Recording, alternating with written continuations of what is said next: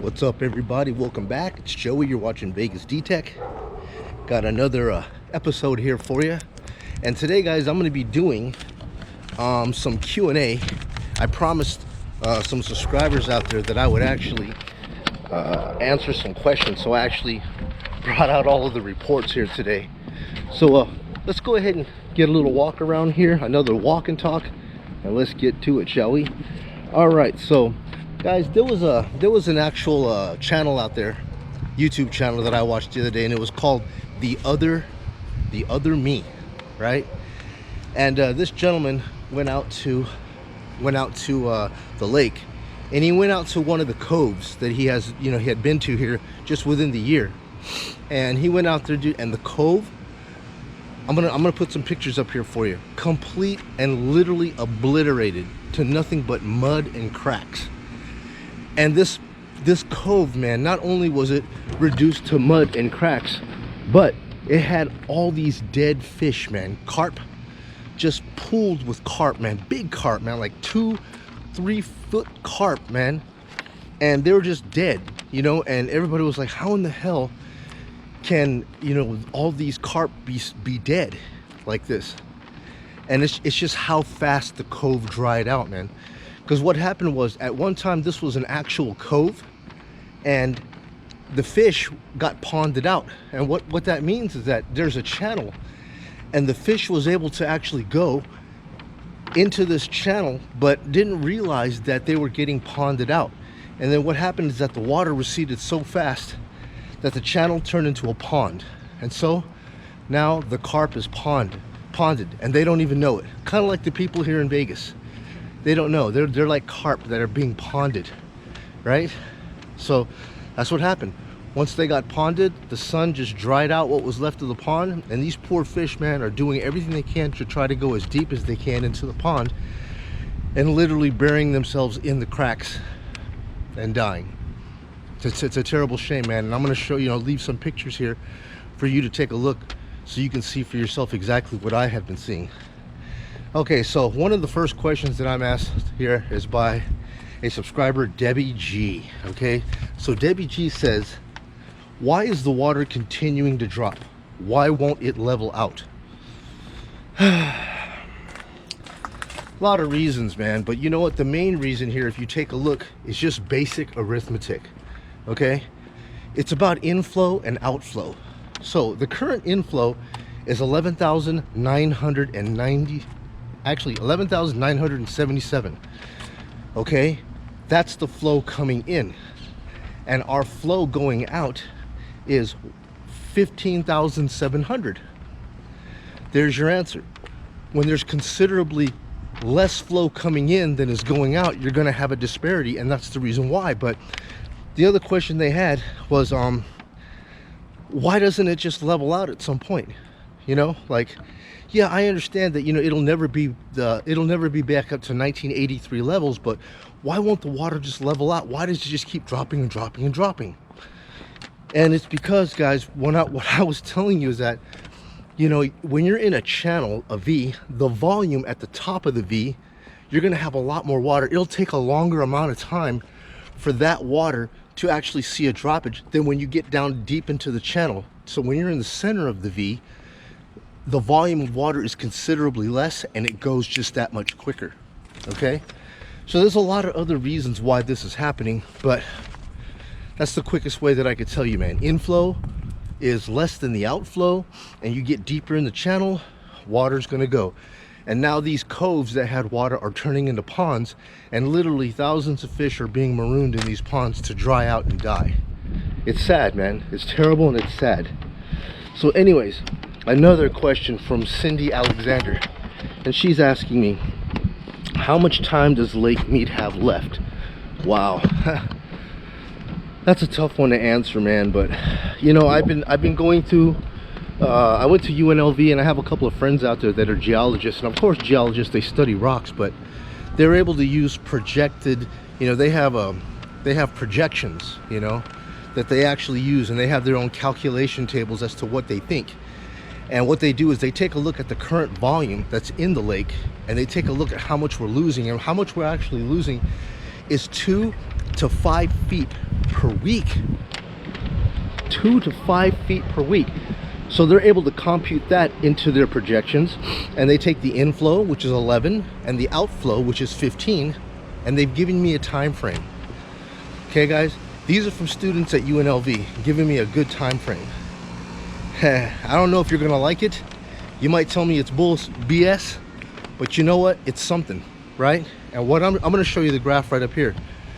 So what it's saying up here is that the projected base model is that the lake will go from a reservoir. A reservoir means that there's water coming in and there's water being let out.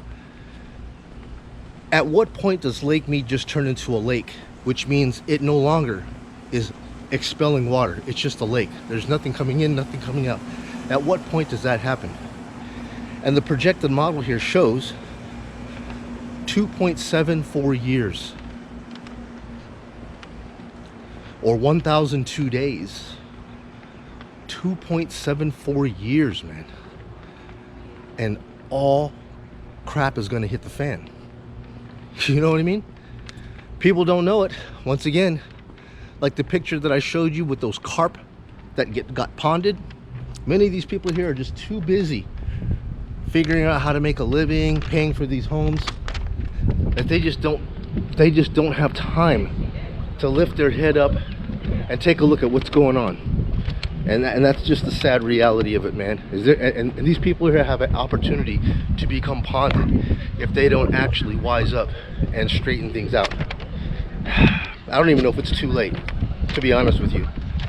Somebody once said that even if all of Phoenix, LA, and Las Vegas were to turn their taps off, the river would still be short of water supply. It would still be short. Crazy to think. If everybody were to shut the tap off and not use any water, that the Colorado River Basin would still be too short based on what we need. Terrible. All right. So anyways, you know, California has water rights. If the water drops below 900 feet, what water is left in the Colorado will be directed to Cali, not Mexico, not Arizona, not Las Vegas. Anything below 900 feet and the water goes to California.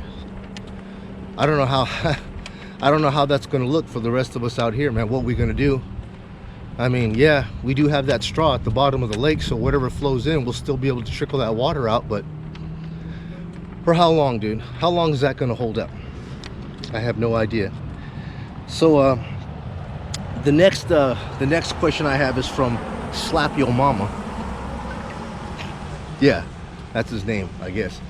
So Slap Yo Mama is asking me, will the marina be forced to close? Oh boy, will the marina be forced to close? Man, is this a great question. All right, so let me tell you what I do know about the marina. Okay, right now the marina has been forced to move 5 times in the last 3 months. Dude, that's almost like having to move the marina 2 times per month. 5 times in 3 months. That is just ridiculous, man. You know, and what's happening is each time that they make a move, they're moving it out from the shoreline. They're moving it anywhere from between 80 to 100 feet. And the last time they actually made this move, they moved it 120 feet inland from the shore. You know, how many times do we have left that we can do this before we're completely out of options? Well, I can tell you right now, they're already just about out of options, because I've heard this being discussed too. They're worried that the marina is going to be ponded, okay, just like those carps were. Okay, I'm going to put up a picture here on the screen and you're going to see what I'm talking about. Right now, the marina has a problem, and there is an island to the left and the actual coastline to the right, and there's a channel right in the middle. All right, and as the water recedes even more, the marina is not going to be able to make it out of the channel. And the same thing that happened to those carp getting ponded is going to turn around and happen again to the marina. And that's just terrible, man. I mean, that marina has hundreds and hundreds of boats in it, and if they get ponded, that's over. Marina's done. All them boats are going to be dry docked, and all that pond water is going to turn into dry desert, and it's not going to be a happy day for anybody, guys. You know, I'm trying to keep this sun out of your guys' face because the sun's behind me right now. It's going to cause all kinds of lens flare. But the next question is from Martin Perez, and Martin says, how will this affect realty prices? Again, I'm no realtor, but I can probably give you some common sense logic in how it's going to affect the market. For instance, man, dude, all this FOMO panic buying that has happened here in the past couple of years is absolutely ridiculous. There was no need for all these people to panic and leave their states and come all the way out here and start buying up all these homes for $100,000 to $150,000 over list. You know what I mean? This house right here, man, this house right here was going for like 280 grand before the FOMO happened. And then the same house right now is probably 380, 390. Stupid. You know what I mean? Imagine this, guys. So imagine like hamburgers. Say you're at McDonald's eating a hamburger, you want to buy a hamburger and there's a line in there. And hamburgers are $1.49 a hamburger. But then you got idiots running up there waving $5 bills saying, hey man, I got $5 for a burger. I got $5 for a burger. And then all you need is a little rumor saying that they're going to be running out of burgers. You'll never get a burger if you don't get it now. And then everybody's over there, $5 for a burger. I got $7 for a burger. That's worth $1.49. That's just how insane and stupid it is. I mean, just imagine that if you were in a supermarket getting groceries. If everything is an auction. You know, you want to get some butter, and they got an agent over there. Oh, you're going to that for butter over here, butter. Everybody's just bidding on butter, bidding on bacon, bidding on whatever. Just ridiculous, man. All this FOMO, you know. Anyways, man, bubble burst. We're talking about the bubble burst. Look, guys, there's definitely no doubt that this housing is in a bubble, okay? And guys, what goes up must come down. And for those people that went out there and people are telling me, hey, Joey, you know what? People that are buying these houses, man, that are at $150,000 over cost, they're not financing, dude. They're paying that cash. And I'm like, okay, so what? I mean, a loss is a loss.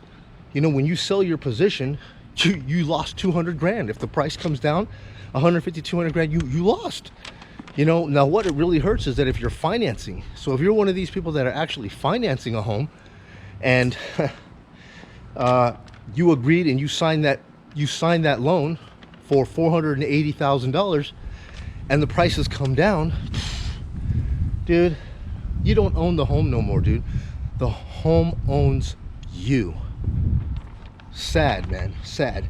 Yeah, man, because literally my mom has a house that looks similar to this one right here, right? No, actually, let's be for real. Okay, I see one. So my mom actually owns a home that looks like this one here on the corner, right here. Let me get you out of the sun flare. Her bedrooms are 4-bedroom with a loft and a 3-car garage. 2008, she bought that home for 280 grand. During this whole FOMO, realtors were knocking on the door asking her if she'd be interested to sell her home, and they said that they would write her a check for $460,000, right? And my mom was like, wow, I got an offer on my home for $460,000. I'm like, yeah, mom, but so what? What are you gonna do? I mean, once you sell your position, now you're just a victim. You know, what are you gonna do, dude? Because you're gonna have to spend every single cent that you paid for these homes that you sold your home for. You're gonna have to go ahead and give it right back. Here's a home for sale right here. Instant home. Whatever.